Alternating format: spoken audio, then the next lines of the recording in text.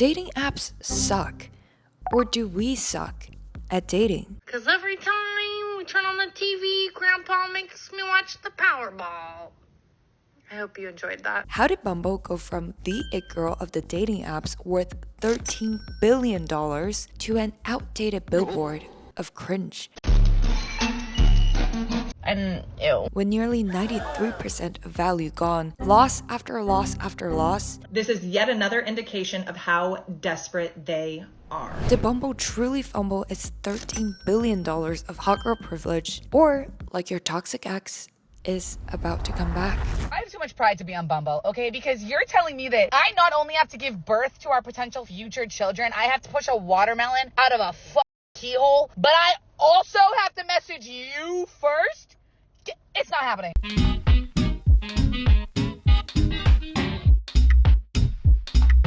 I'm not going to feel sorry for myself. If there was one person born to be hated, it must be dating app founders. Meet Whitney Wolfe Herd, the youngest self-made female billionaire with an actual billion. Kylie, Forbes 30 under 30 in 2017 and 2018. I didn't even know that was possible. Business Insider's 30 most important women under 30. One of Elle's women in tech. All from capitalizing on the zeitgeist dating woes. Just kidding. Or am I? The declining birth rate, dating apps. The high divorce rate, dating apps. The high cheating rate, dating apps. The chronic isolation that's occurring, dating apps. Even male loneliness, fucking dating apps. Well, let's be honest. The three most hated inventions in this era are probably Instagram, smartphones, and dating apps. The root causes of all our miseries that made all the founders billionaires. Bottom line is they're here to make money off of you. We love to hate them. We hate them, we use them, we complain, we log back in. This is how making the first move got me the man of my dreams.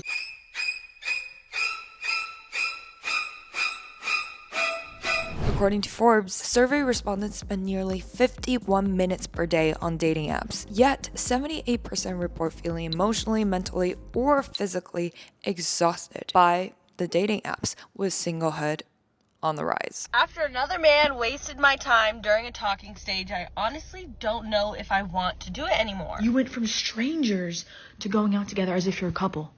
That's not normal. What is it that made the dating apps ultra successful and the founders multi-billionaires? An empire, or perhaps a bubble based on love, hate, confusion, and hope. It's all marketing, babe. It has been some time since I thoroughly looked through my stock portfolio. Lots of good growth and some thick tuition paid for the stocks I bought as a noob. And one of them has a pretty yellow stripe on it. Because guess who was so excited about the potential of an app called Bumble when it first IPO'd? Yes. 4 years later, the Bumble stocks I bought originally at $61.13 are now worth an impressive $4.27 per share, entirely minus 93% of all value lost, which isn't too surprising because come think of it, I've actually never gone on a date from this app I felt so optimistic about. Or perhaps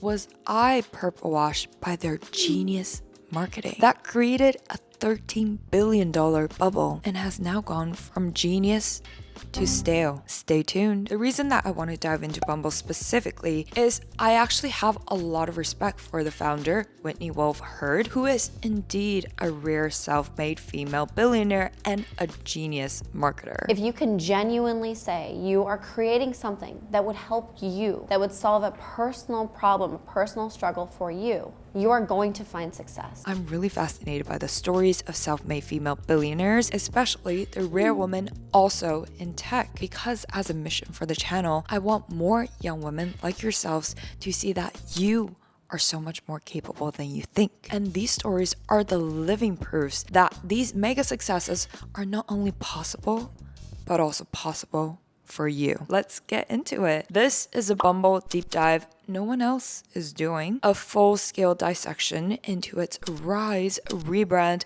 and what went right and very wrong. You know, when you're on Bumble and you swipe left on someone and it's like, oh, you just missed a match.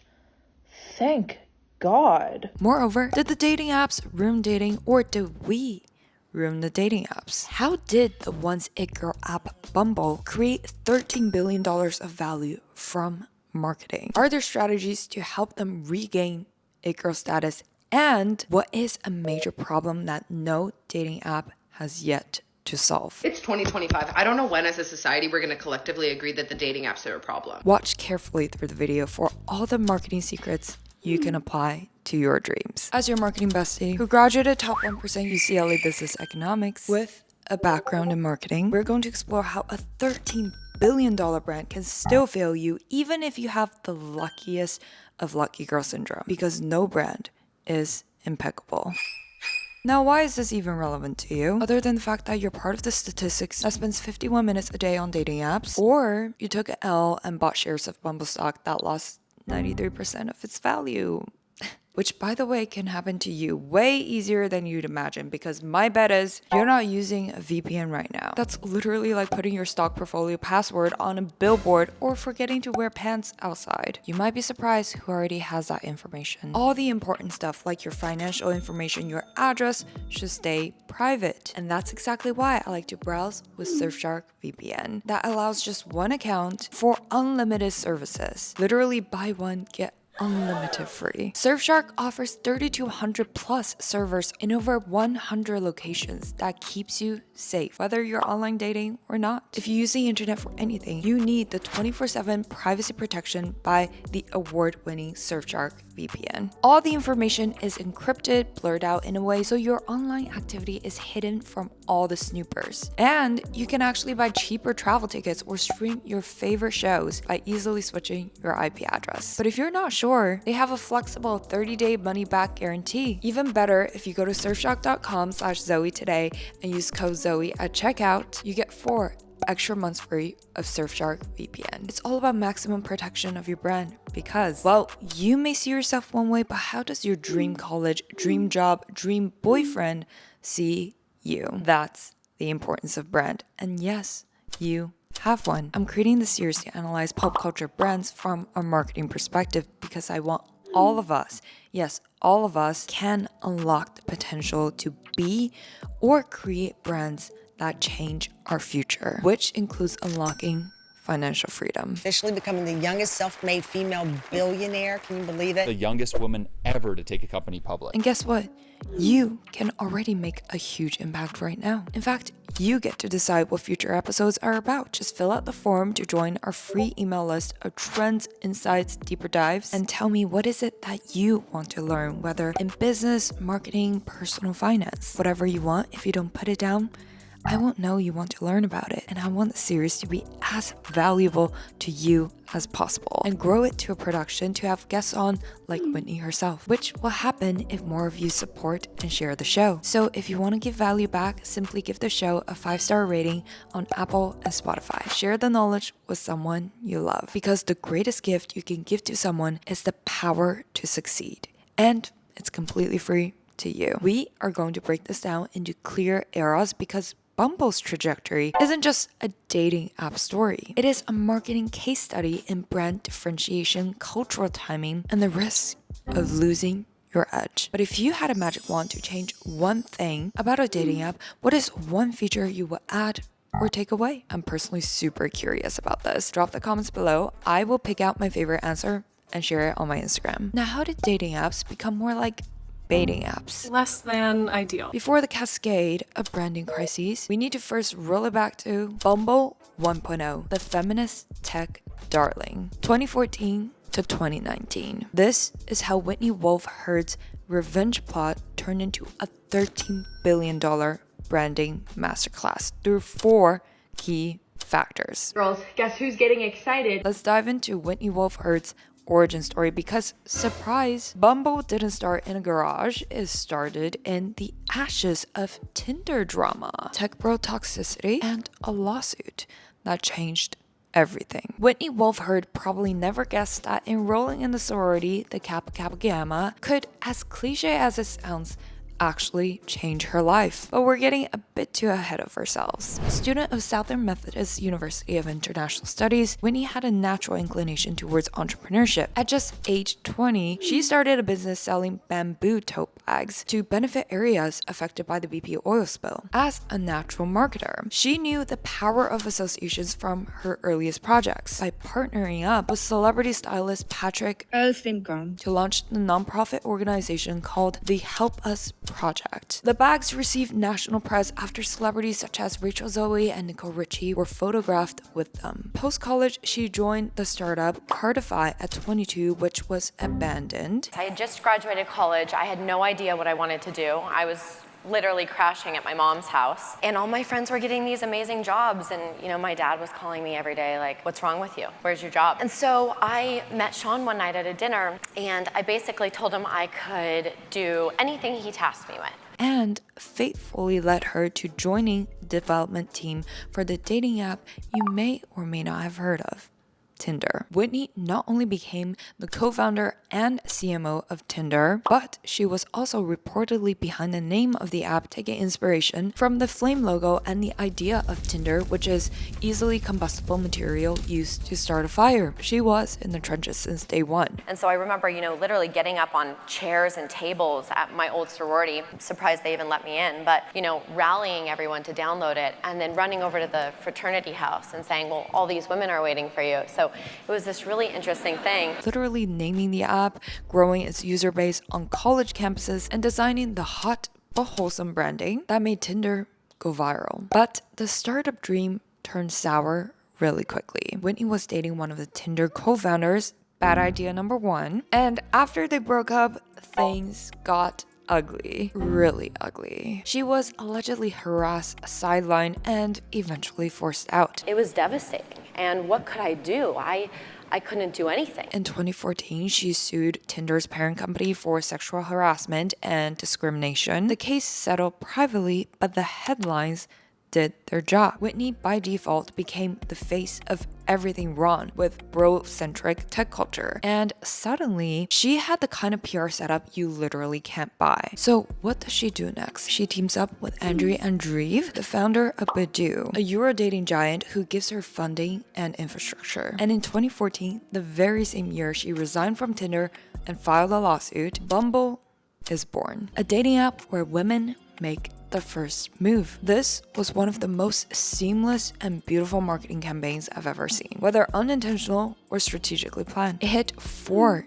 genius marketing factors. First, the ultimate underdog narrative. I was getting rape threats, death threats. I mean, all sorts of horrible behavior, and it felt like they were in my living room. It felt like they were in my bedroom. Let's be real. Whitney's exit from Tinder was the PR gift that kept giving. She sued Tinder for sexual harassment and gender discrimination, then launched a direct competitor that flipped the power dynamic on its head.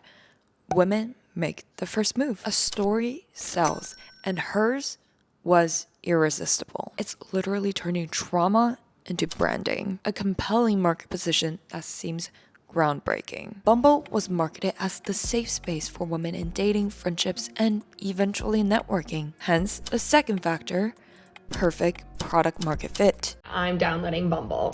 No marketer can escape the curse or blessing of timing. And for Bumble 1.0, it was a God-given blessing. To not leverage this lucky girl syndrome would have been a disgrace. Bumble wasn't just an app, it was a movement. Its growth perfectly lined up with the peak of the hashtag #MeToo movement, which began to spread virally through the Harvey Weinstein case in 2017. By December 2015, the app had reached over 15 million conversations and 80 million matches. And as of November 2017, Bumble had over 22 million registered users. By January 2018, CNBC reported that Badoo was seeking a sale that could value the company at about $1.5 billion.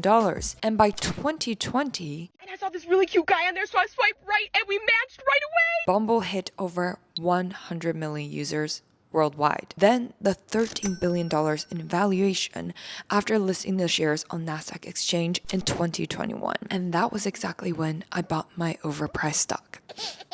Suddenly, Bumble became a female empowerment brand, a social statement. And so did many other brands that recognized purple washing is pretty damn profitable. Companies like Dove, CoverGirl, and Swiffer have used feminism to advertise their products, but were notorious for perpetuating unrealistic beauty standards or traditional gender roles. Famous women athletes are used as examples of quote-unquote girl power in advertisements, yet only 0.4% of total commercial investment in sports goes into women's sports.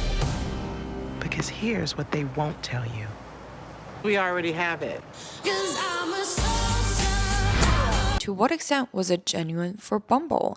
And would it eventually bite the brand back? Stay tuned for the next era. But another success factor? Third, insane brand consistency. Just like personal branding for iconic artists like Taylor Swift, Olivia Rodrigo, Sabrina Carpenter, in the digital world of pixels, a brand without a signature look or color is a waste of internet space to be destroyed in an algorithm tsunami. The yellow branding, the busy bee metaphor, the girl boss energy of Bumble, every single touch point screamed, we are not Tinder. What was more advantageous was that Whitney herself, as the founder, served as the perfect ambassador. She wasn't hiding behind the app, she was the app. Young, stylish, articulate, TED Talk ready, she was the girl boss Gen Y wanted to swipe right on, and her association, or should I say, direct embodiment of the brand, made it aspirational. The it girl so rare in entrepreneurship, let alone tech entrepreneurship. Whitney Wolford. Whitney gave Bumble this unique halo of an it girl in the apps. Bumble wasn't just the it girl in dating apps. Bumble was the it girl of all the apps, the it girl of tech, the it girl of STEM, the it girl of business. But what was even smarter that will blow your mind was fourth, her extremely creative expansion strategy that brings us full circle into her sorority experience. As Steve Jobs said, the dots will always connect in retrospect, which is why my mantra is no effort will ever go to waste. Whether that's in business, in relationships, anything. You either win or you learn, which is also a win. And never have Whitney Wolford probably dreamt that her sorority experience brought Tinder, then Bumble, to life. Why is it that so many new apps fail? And why is it that it's almost impossible to create another dating app, despite the fact that all the current ones don't work too well? I'm crashing out. First, the product and algorithm dilemma. I don't like dating apps. They're not fun, spontaneous, or sexy, and I really think that my 20s should be fun, spontaneous, and sexy. Really annoyed. Which we will touch on in the end on one obvious and one hidden reason of why dating apps don't quote-unquote work, and if there is a way to counter both fatal flaws. Second, monopolization and first mover advantage. The first mover advantage is a strategic business concept where the initial entrant in a market gains a competitive edge due to being first to introduce a product, service, or technology. Do you believe in love at first sight? IDK is striking my gene. Do you? I do now. This is due to 5 hindering products for the latecomers. First, strong brand recognition. Being the first to market can help establish a strong brand identity and make the company synonymous with the product or service. For example, we often say, oh, I'll just Uber to somewhere, when in reality, we're using Lyft or other services. Second, customer loyalty. Early adopters can develop strong loyalty to first mover, making it harder for competitors to gain market share. Why download another app when the current one you have solves the problem? Third, early market share. First movers can capture a significant portion of the market before competitors enter, potentially leading to a dominant position. Remember, Bumble was launched after Tinder already took off, and Hinge also existed a year before, which leads to 4, the network effect. A dating app, just like a social media app, is dependent on social behavior, which is why it's almost impossible to build another Instagram. The network effect describes how the value of a product or service increases as more people use it, creating a self-reinforcing cycle where the growth leads to further growth and vice versa. Surely, a cooler social media app can be created, but it will never catch up to the self-reinforcing skill of Instagram. And for a dating app, it's all the more hard when you inherently need users to make the features work. But to start from 0 user, while the other apps like Tinder already have 50 million active users, and Hinge at the time had 1/5 of the market share, it really feels like Bumble was trying to catch up to a Lambo and a Ferrari that drove off last week by going on foot. And fifth, price premium. In the absence of competition, first movers may be able to charge higher prices, leading to increased profitability, which better squeezes out competition, which is also why in the early days, to compete for first mover advantage, companies like Uber gave crazy discounts and incentives that operated at losses before killing off competition, then raising their prices. I kid you not, one time I accidentally set the Uber location from LAX to LAX and it literally tried to charge me $50 to move 6 feet. So how in the world did Whitney and her team even create the slim chance of fighting in the ring of existing giants? Curiosity, and culture. Quote, I remember we would make these signs that had the big X's, like you're not allowed to. And they said no Facebook, no Instagram, no Snapchat, no Bumble. This was week 3 of Bumble, and we would post those all over the university. So there was this association where it was, wait, I can't do all the things I really want to do. I want to sit in class and Snapchat. I want to sit in class and Instagram. What the hell is Bumble? And so we were essentially seeding this psychological curiosity, and then to capture more organic attention. Then we were actually sending young women wearing Bumble shirts into classes 10 or 15 minutes late, interrupting a class of 300 people and saying, oh, sorry, wrong room. But everyone's looking at this young woman or young man, whoever it was, wearing a Bumble t-shirt. So we were seeding curiosity in this why is Bumble everywhere type of thing. On top of which, Bumble was really one of the first brands to really leverage meme accounts with millions of following and reach. I actually know one of the top girl culture meme creators, millions of followers on Instagram, and she helped blow up Bumble back in their growth days by doing viral meme posts that literally costed Bumble only a few $100s, where the earned media value was way over hundreds of thousands, if not millions, because this was before influencer marketing was really a thing for faceless accounts. Thus, they were able to really appeal to a highly targeted audience at super low cost. What's more genius about Whitney's marketing strategy is that she didn't waste her energy targeting everyone, because if you target everyone, you target no one. She picked out the best C group to start her own network effect, which, just like Mark Zuckerberg did with Facebook, was college students. Get ready with me to go on a first date. And this was already tested in her Tinder days, where as a freshly graduated college student with sorority and Greek life connection, Whitney infiltrated into the student body and converted them into users. Not to say only I could do this or only somebody else could do this, but there was a superpower in the timing of it all because I had just graduated. I knew all of these people. So if some random startup founder knocks on a sorority door, the police are coming. You can't do that. So I felt like I had this insider hook, right? Because I was technically an extension of that by proxy because I had just been on the college campus and all of my girlfriends were still there. And then she put a very attractive female and male student's face on a Tinder screen with the caption, "Find out who likes you on campus." And I printed 1,000 copies. And I quite literally handed different students on campus $20 to go distribute them under dorm doors and to put them on windshields and to put them, in their different social clubs and to essentially distribute these flyers everywhere. She printed out custom t-shirts that her girlfriends wore to the bar that essentially said, don't ask for their numbers, just download the app. The sheer amount of creativity and resourcefulness of these tiny little campaigns is just next level. And Whitney herself said, quote, "And so a lot of people think I can just go start an app and I'll just buy some Instagram ads and I'll just be successful. But if people only knew the fraction of the insane everyday little hacks that I did and our team did to bring this to life."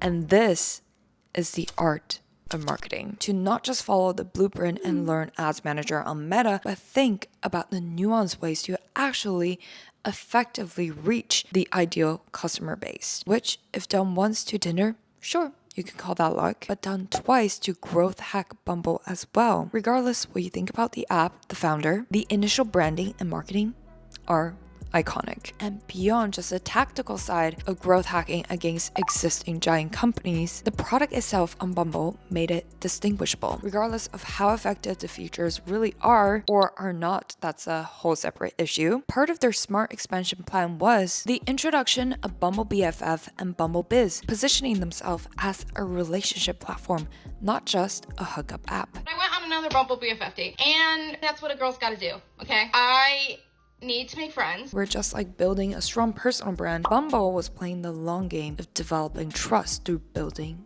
goodwill. But despite the 4 marketing wins, exciting story of the underdog with perfect product market fit, insane brand consistency, and creative expansion strategy, every action has a reaction. And below the glory of Bumble 1.0 also had 2 major ticking time bombs that will lead to their branding crisis. You guys are gonna think this is crazy. The first branding warning was leaning too hard into the men are the problem narrative. Bumble's initial differentiation worked because it framed women as in control, but at some point it felt like Bumble was scolding its male users. You can't alienate half of your audience and expect engagement to stay very high. And if half the users don't find the experience enjoyable, you'd find a major matching problem. Bumble is a stupid app. Correlated with the second branding warning of not innovating fast enough. It almost felt like the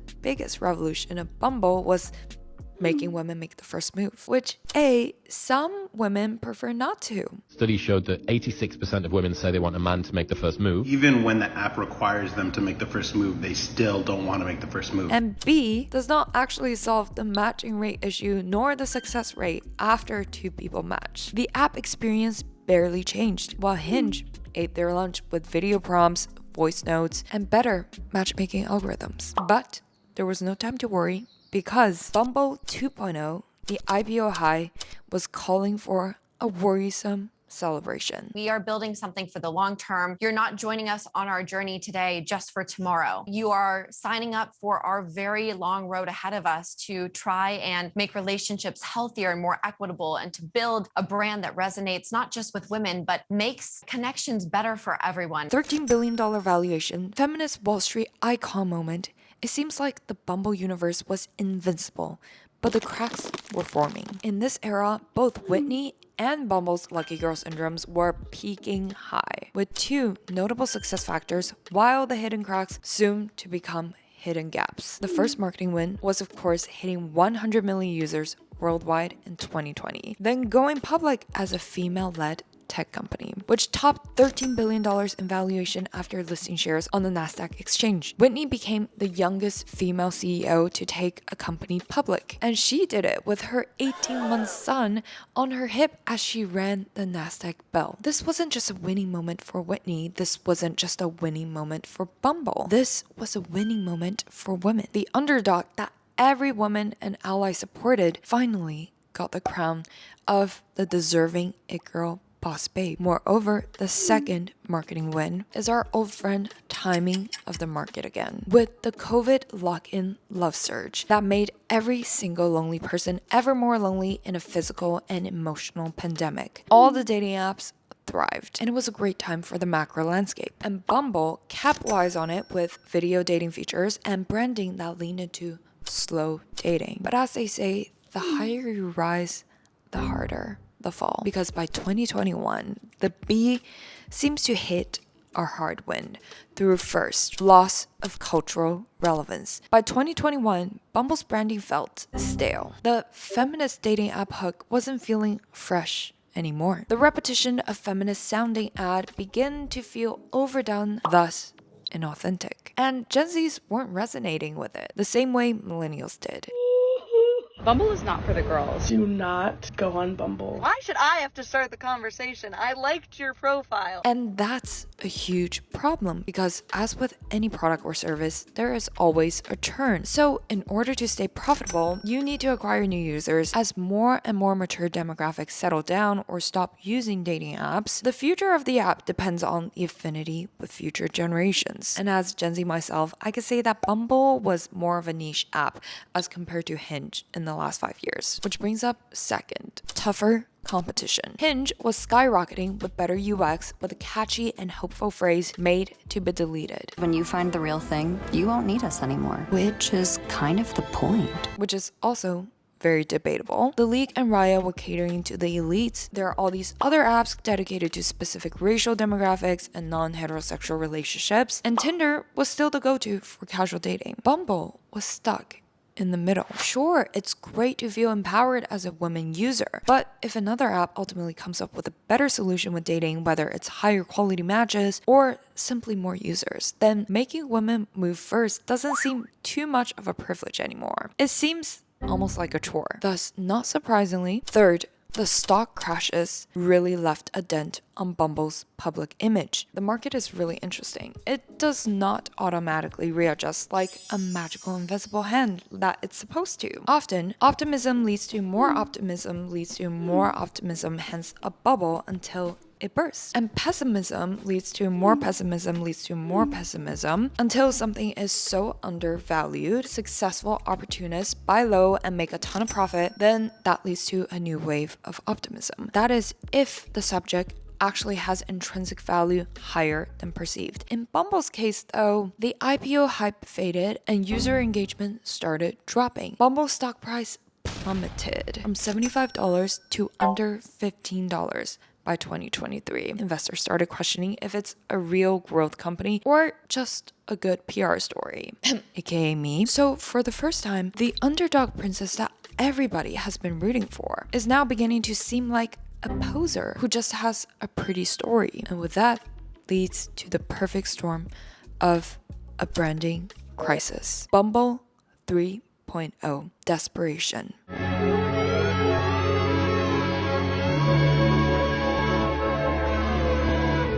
Bumble is in its we're trying everything phase. New leadership, a less radical feminist tone, and an attempt to win Gen Z. Except while it is trying to be the cool feminist cousin at brunch, it is 2025 and it's still showing up in 2017 merch, quoting Sheryl Sandberg. What really went wrong that let a $13 billion brand lose over $12 billion of value? How did the once $13 billion valuation remain only $467 million market cap as of April 2025? And how did Bumble go from our favorite it girl to cringe girl? What a disaster this was for Bumble. Two major branding crises. The first one related to culture. Well, the irony of success is that it leads to complacency, which leads to failure, which produces learning, which leads to success, that leads to, again, complacency. And unfortunately, Bumble was stuck in complacency before the 2020s way too long, before now frantically trying to rebrand. Except, how is the timing this time? Is it still lucky girl syndrome or more of a curse? How did Bumble become Fumble? We first need to understand why it really needs this rebrand. First, it got stuck in girl boss mode and the internet moved on. Bumble's entire brand identity was built during the era of lean in, millennial pink, and the future is female tease. Back then, women make the first move felt fresh, disruptive, even empowering. Now, it's giving live, laugh, LinkedIn. Gen Z doesn't really want to be marketed like they're in a Dove ad. The whole aesthetic felt like corporate feminism cosplay. Second, the app experience feels like a group project where no one's texting back. So, do you want to meet up this weekend? You match, you message, you wait, you question everything, you unmatch. And if you don't message within 24 hours, the match disappears. Like love wasn't hard enough already. Now it's on timer, leading to an even lower success rate, hence lower customer satisfaction, hence lower active user, hence lower annual recurring revenue, hence lower valuation. Third, men don't know what to do, and women are tired of doing it all. Dating is exhausting. The women message first rule puts pressure on one side, but here's the problem. Some don't respond, others respond weird. Look at the last guy, now look at me. Back to the last guy, now to me. Look down, now look up. Where are you? You're with the man of your dreams on Bumble. Just like any other dating apps. And women, they were out there opening with witty lines, curating bios like personal brand decks, only to get a hey back. Oh my God, bro. Oh, hell no, man. Get your ass on, boy. It's giving, quote,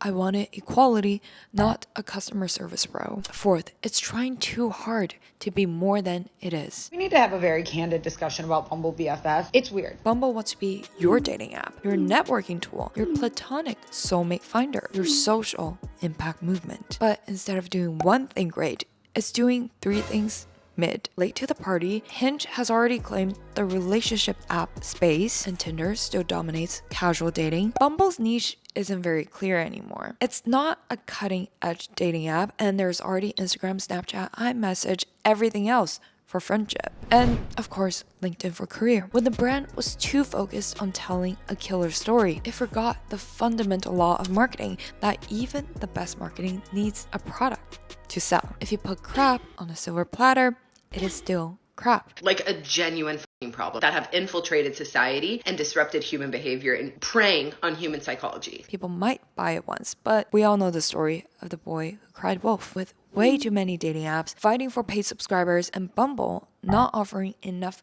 unique value, of course, it leads to subscription fatigue. With a quarter-over-quarter decline of approximately 60,000 paying users in Q4, with management anticipating a steeper drop of 100,000 to 120,000 in Q1 this year. Bumble never stood out as the app to win from a product angle. Its competitive advantage was its cultural relevancy. But since radical feminism, Me Too, was out, then the only way to go is 180, right? Hence, Bumble went for a rebrand that gave desperation. First, it removed its big innovation, where women no longer need to make the first move. Then, it launched a few warm and welcoming celibacy ads that read, quote, "You know full well, a vow of celibacy is not the answer." Or, quote, "Thou shalt not give up on dating and become a nun." Neither of these landed very well. I'm shocked. And made all the marketing effort of Bumble in its glorious days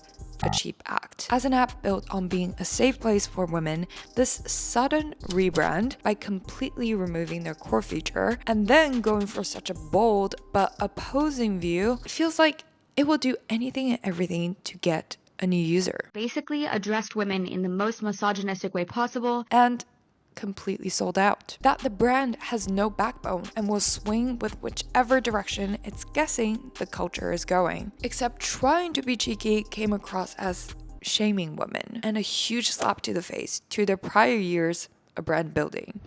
Kinda dropped the ball. Was a rebrand necessary? Absolutely. They can't keep using the same 2017 millennium feminism, but a rebrand is about making things refreshing, not shitting on your core brand value, especially when appearing so desperate to get people dating that they are calling anyone who doesn't a nun and killing their only innovation, that women move first. Quote, "It is sad what has happened to this app." Quote, "It has become a place of crickets." Quote, "Horrible money grabbing app." To make matters worse, the second branding crisis is related to the bigger picture problem, where not just Bumble, Match Group, the company behind Tinder, OkCupid, Hinge, Grindr, and Plenty of Fish, has also seen its stock taking a beating. It's down nearly 80% from its peak in 2021. It's just that Bumble is struggling more at 93% due to its cultural fatigue factor on top of the wave of dating app fatigue. There are two reasons for this. The first one is more obvious, and the second one I haven't really seen anybody talk about. So factor one first. It's that this overall fatigue is due to dating apps' inherent contradictory revenue model. To get to the bottom of this, we need to first understand how dating apps make money. Contrary to what many believe, online dating isn't a new phenomenon. As early as 1995, Gary Kreeman, a Stanford graduate, had a light bulb moment of why not use the internet to help people find love. At the time, the internet was still a novelty, but dating was expensive. People had to use premium rate phone lines that charged $3 a minute to connect with potential matches. So Kreeman's idea was simple: make dating cheaper and more accessible. And that's how Match.com was born. And that became the Match Group today, the parent of Tinder, Hinge, OkCupid, etc. But there was one problem. Dating apps were too efficient. If people found the perfect match quickly, they'd leave, and fewer users meant less money. So how to keep the users hooked?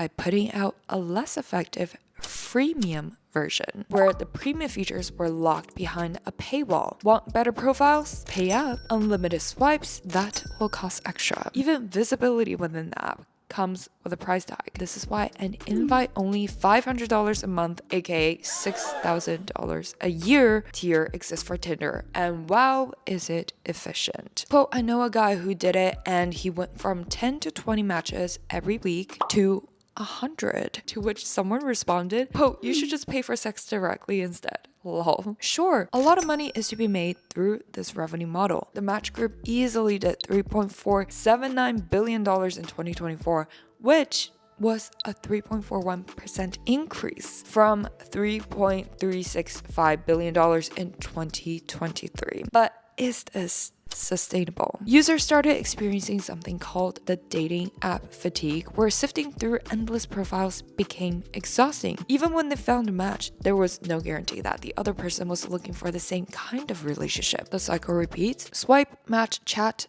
move on. It doesn't surprise anyone that the global dating app downloads have been falling from 278 million in 2020 to about 237 million in 2023. But more importantly, is the singlehood epidemic really to be blamed on the bad design of the dating apps or something else? In other words, are dating apps the problem, or are we the problem? To solve the dating app fatigue for not just Bumble, but for any matchmaking services out there, involve two problems. First is aligning the revenue model of the brand with the success match of the users instead of the continual usage. As long as this is not solved, the apps are just a Trojan horse of dopamine hits of ego validation and meaningless time wasting. Instead of quote unquote for the noble cause of human connection, you can literally do that for free by exiting your door, go outside, touch some grass, instead of going through 300 disappointing pixels of profiles seen on screen. This of course would involve a rewriting of algorithms and recalculations of the cost to host a user before delivering the match results. To factor in covering that through either a fee charged to the user upon successful matching, or an entry subscription fee to incentivize faster matching, or ad placements. But the second, more complex problem that no one really talks about is adverse selection in the dating market. This brings back good old memories to game theory in econ class, where more than just a misalignment of user versus brand incentives, we could be looking at a serious information problem. Economist George Akerlof won a Nobel Prize for his work explaining how information problems like this can ruin a market, classically demonstrated through the second-hand car market example. It is well known that as soon as you drive a new car off the lot, its value drops a fat chunk. For a long time, economists explained this phenomenon by claiming that people just place a premium on having a brand new car. But Akerlof offered a different explanation. Buyers of used cars lack vital information of what they are buying. When you buy a used car, there is always a chance that it could be a lemon, aka the term for a piece of junk. And because of the risk of buying a piece of junk, buyers don't want to pay top dollars. They will treat every car like a potential lemon and demand a discount, even if the cars they are buying may actually look and run great. And that creates a problem for high quality sellers. Just imagine someone trying to buy the Ferrari you only drove once for 10K. Of course you wouldn't sell. And so people who do not sell junk will get lowballed, leading to them leaving the market. The result is a market where lemons, aka junk cars, become more prevalent. It's a vicious spiral where as more buyers become more suspicious that every single car is a lemon, they demand further price markdowns, and owners of good used cars become even more unwilling to sell at the lower price. Ultimately, the entire market gets destroyed. No one's buying and no one's selling. Now, putting this in the situation of dating apps, it is very possible that a similar dilemma occurs. A new app starts up and hopeless romantics looking for real love begin flocking to it, but so do sleazy types who lie on their dating profiles. Over time, the earnest daters go on a bunch of bad dates, encountering people who have no interest in real relationships or whose profiles are completely misleading. So it drives the people looking for high quality, authentic connection out of the market, who might go to a new app with the hopes of finding something better, and the cycle begins again. But one or two bad apples can ruin the whole damn tree. To solve the car problem, warranties exist where companies like Carfax offers trusted information about the history of used cars, which in the case of a job market is like a trial period or having references and dating people met organically through friends of friends who have been vetted. But within an app, unless if they can figure out a solution like Airbnb's rating system to bridge the information asymmetry, which opens up its own can of worms, the quality of the daters on the app is going to deteriorate if the growth of new users do not match up the churn rate, which is why you often hear or know friends who found their true love on apps like Hinge or Tinder when the apps were still good, because the average selection problem is only going to make your chances slimmer and slimmer, unless of course you pay $6K to unlock more informational advantage on your end. All this to say, this is way more than just a branding problem, but a product problem. However, for our lovely Bumble, having not just a product problem, but also a branding problem puts Bumble in a dangerously fumbling position. So what are some potential branding strategies that could at least alleviate the almost $13 billion of Bumble fumble? So hopefully my stocks can rise up again. But more importantly, real authentic connections can actually blossom through the tools. First, bold new differentiation strategy. The women first branding strategy alone won't cut it. They need a new era definition. Maybe AI driven matchmaking, exclusivity, or a stronger IRL social element. Their biggest branding crisis right now is the lack of a competitive edge. Their whole edge was their woman forward story. Now that's gotten stale and also stepped on by their own genius rebrand. It's got to shift again. I like the kindness first prioritization, but it's too vague right now, because at the end of the day, the users are there to solve a problem. Focus on solving one dating problem really well for a specific group of people first. Market the hell out of that winner feature before worrying about noble but empty goals like kindness and confusing users with many features like BFF and networking. Second, stronger Gen Z marketing. Less corporate, more unhinged TikTok strategy. Think Hinge's voice prompts, but taken further. Make it a brand with personality. Ooh, this is nice. Girl, this audience is you right here? Okay. Heck, the bee can become its own main character like Duolingo. The Amelia de Moldenberg collab, perfect, culturally relevant, very on brand. In or out? Okay. Do more like that. I also think a podcast focused on all the dating tea and help seeking from the actual Bumble users could be super engaging. Obviously, legal and PR would have more work to do, but it creates a real community instead of only using it as a buzzword. I was gonna pull my hair out and really contemplate on a third strategy, but I'm gonna level with you. I've been so jet-lagged and sleep deprived and waking up at 4 every day this week and feel very brain dead at this moment. So if you want more elaborate branding strategies, put that request down in the free email list pre-sign up form. And if you happen to be Bumble or Whitney, just shoot me an email. Happy to chat, happy to do an episode together. This is a critical moment for Bumble. They can either reinvent themselves or fade into being just another dating app. To go from $13 billion to 2 to 0.4 to who knows what's next. With so much potential in the beginning and all the favorable market conditions, it's honestly quite sad to see the once it girl of the apps, the symbol of hope for women-led businesses, women-led tech, to go downhill like this. But who knows? Perhaps with the help of AI, product innovations, and shift in branding to reappeal to Gen Z and Gen Alpha, Miss Bumble can come back stronger than a 90s trend. So let me know in the comments. Do you think Bumble fumbled, or do they still stand a buzzing chance? Let me know what brand you'd like me to analyze next through clicking the email list link in the description. If you could share this episode with someone, you'd be gifting them the greatest gift to help them grow. And it's completely free to you. This is your marketing bestie, Zoe Unlimited. Episodes are available on all podcast networks, Apple, Spotify, YouTube. Have a beautiful day, and I will see you next week.